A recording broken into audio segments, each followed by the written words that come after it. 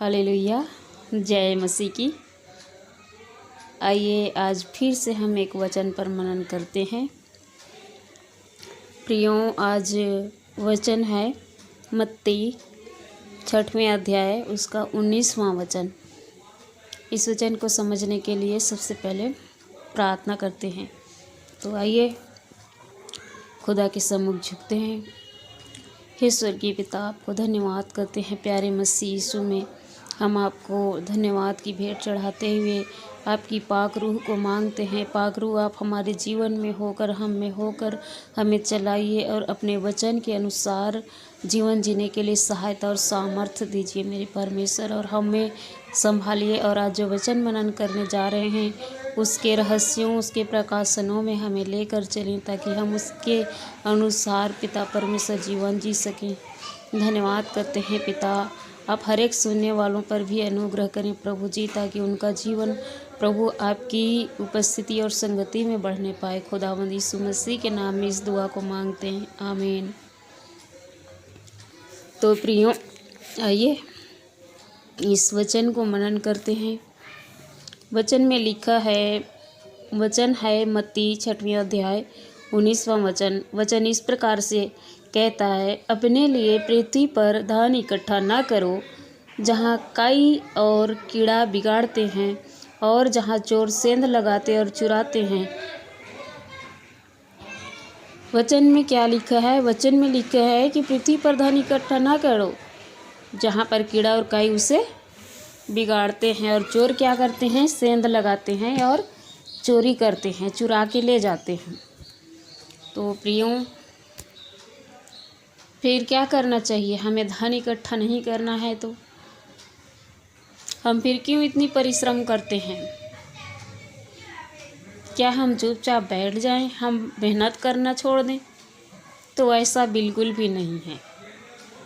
हमें परिश्रम करनी है अपनी जीविका के लिए। परमेश्वर ने कहा है, आलसी जो होता है, निकम्मा जो होता है, उसे परमेश्वर या पिता उससे प्रसन्न नहीं होता है। पर एक मेहनती और कामकाजी व्यक्ति अच्छा होता है, उस पर परमेश्वर की आशीष होती है। तो हमें काम तो करना है, पर हमारा मन उस धन और संपत्ति, उस रुपये और पैसे में नहीं लगना चाहिए। आगे हम जब नीचे वचन में पढ़ते हैं तो लिखा है कि परंतु धन वहाँ इकट्ठा करो जहाँ न चोर चुराते हैं, न सेंध लगा सकते हैं, न जहाँ कीड़ा खा सकते हैं, न ही काई खा सकते हैं। क्योंकि परमेश्वर के वचन में वहीं पर लिखा है, और अगले वचन में, कि जहाँ तेरा धन होगा वहाँ तेरा मन भी होगा। तो हमें स्वर्ग में धन इकट्ठा करने के लिए कहते हैं। तो स्वर्गीय धन क्या है? स्वर्गीय धन है परमेश्वर का अनुग्रह। यदि परमेश्वर का अनुग्रह हम पर है, उसकी कृपा हम पर है, उसकी दया हम पर है, उसका प्रेम हम पर है, और हम उसमें बने हुए हैं, तो हम एक दिन स्वर्ग में खड़े हो सकते हैं, पिता के सामने ही आओ बांध कर।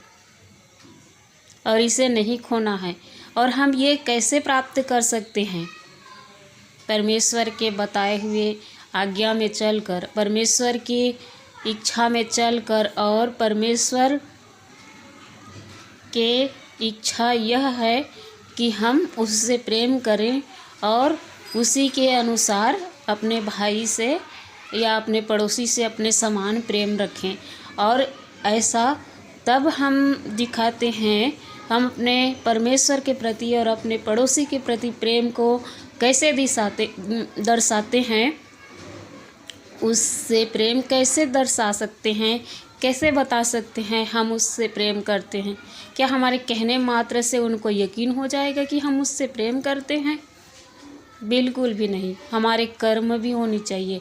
और हमारे कर्म क्या है? उसकी सहायता करना। तो हम जो कमाते हैं या हमारे पास जो भी उसकी सहायता करने के लिए है, यदि शारीरिक सहायता करनी है, यदि मानसिक रूप से कोई बीमार है या किसी भी प्रकार की घटी में है, तो उसकी हेल्प करना, ये है प्रेम। इससे पहले वीडियो में हमने देखा था कि दान कैसे देना है।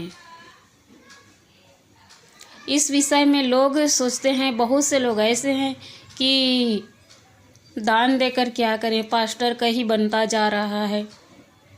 तो कुछ ऐसे हैं जो डर डर के देते हैं कि अरे देना ही पड़ेगा, वचन में ऐसा लिखा है, पास्टर ने कहा है, अगर नहीं दान देंगे, नहीं दशवांश देंगे तो हम पर विपत्ति आ जाएगी। और ये दोनों ही गलत है, क्योंकि परमेश्वर दोनों लोगों से प्रसन्न नहीं है।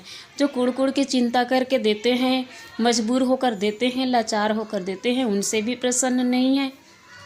और जो नहीं देते हैं, कहते हैं कि पास्टरों को ही दे के क्या करना, उनकी उन्नति होती जा रही है और उनके पास कार बंगला होता जा रहा है, हम तो वैसे के वैसे हैं, वो भी गलत है।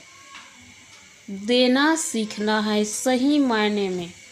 तो किसे देना है? मैंने बताया था कलीसिया को देना है। और कलीसिया प्रभु के लोगों की मंडली होती है, प्रभु की झुंड होती है, जिनमें जिसको जो कमी है, जो आपको लग रहा है कि सच में ये कमी है, इसके पास गरीब है, इसके पास सच में खाना नहीं है, सच में कपड़ा नहीं है, इसकी हेल्प करनी चाहिए, वो होती है।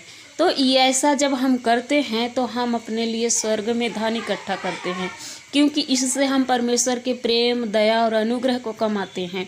अगर हम किसी की हेल्प करते हैं, किसी को दान देते हैं, किसी की गरीबी में, किसी की बीमारी में, किसी की भूख में, किसी की नंगाई में यदि हम खड़े होते हैं तो हम परमेश्वर से अनुग्रह को प्राप्त करते हैं, क्योंकि लिखा है जो कंगाल पर अनुग्रह करता है वो यहोवा को देता है। और ऐसा भी लिखा है नीति वचन में कि जो धनी को दान देता है या भेंट देता है वह अपनी हानि करता है। तो किसे देना चाहिए, कहाँ देना चाहिए, जिससे हमारे लिए स्वर्ग में धन इकट्ठा हो। हमें पृथ्वी पर इकट्ठा नहीं करना है, हमें लालच में नहीं पड़े रहना है, अपने ही लिए नहीं बटोरना है। हमें उस धन से, अपनी कमाई से लोगों के हित में भी खर्च करनी है। मतलब भूखों को भोजन मिलनी चाहिए। यदि हम खा पी रहे हैं, तृप्त हैं, हमारे पास आवश्यकता से अधिक है और हमारा पड़ोसी, हमारा भाई भूखा है, बीमार है, उसके पास कपड़े नहीं हैं और हम तरस नहीं खा रहे हैं, तो परमेश्वर कहता है मैं भूखा था, तूने मुझे खाना नहीं खिलाया, मैं नंगा था, तूने मुझे वस्त्र नहीं दिए। और यदि हम देते हैं तो क्या कहता है कि तूने मुझे दिया है, जो तूने मेरे छोटे से छोटे लोगों से किया है वो मेरे साथ किया है। तो प्रियो, अपने लिए पृथ्वी पर धन इकट्ठा ना करके अपने लिए हमें स्वर्ग में धन इकट्ठा करनी है। और स्वर्ग में धन यही है, जितनी ज़्यादा हो सके हम परमेश्वर के अनुग्रह को हमारे लिए इकट्ठा करें। और परमेश्वर के अनुग्रह हमारे जीवन में तब होता है जब हम उसी के अनुसार दिए हुए, उसके प्रेम, उसके गुण के अनुसार दूसरों से प्रेम करते हैं। और जैसे परमेश्वर ने हमें सब कुछ दिया, हम भी दूसरों को सहायता और मदद करते हैं। तो ये होता है परमेश्वर के अनुग्रह को कमाना। और जो स्वर्ग में धन होता है हमारा, यदि किसी के जीवन में परमेश्वर का अनुग्रह नहीं है तो वो परमेश्वर के सम्मुख कैसे खड़ा रह सकता है। और यदि अनुग्रह है तो लिखा है कि दया न्याय पर प्रबल होती है। यदि आप अनुग्रह करते हो दूसरों पर तो आप पर भी अनुग्रह किया जाएगा। यदि आप दूसरों पर दया करते हो तो आप पर भी दया की जाएगी। तो इसलिए देना सीखें परमेश्वर के कलीसिया के लिए। अपने लिए इकट्ठा करना ही ना सीखें, या धनी को देकर अपनी ही हानि ना करें। कहाँ देना है, कैसे देना है, ये परमेश्वर की आत्मा आपको बताएगा। और आपको सारे बातों को समझने के लिए पिछली वीडियो को और ये वीडियो को दोनों को सुनना होगा और समझना होगा। तो प्रभु आपको आशीष दे। इन वीडियो को सुने आप और इसके द्वारा समझें भी और प्रार्थना भी करें। और इस वीडियो को शेयर भी करें। यदि आपके जीवन में कार्य किया आपको अच्छा लगा तो दूसरों को भी आशीषित होने के लिए सहायता करें इस वीडियो के माध्यम से। हालेलुया, जय मसीह की।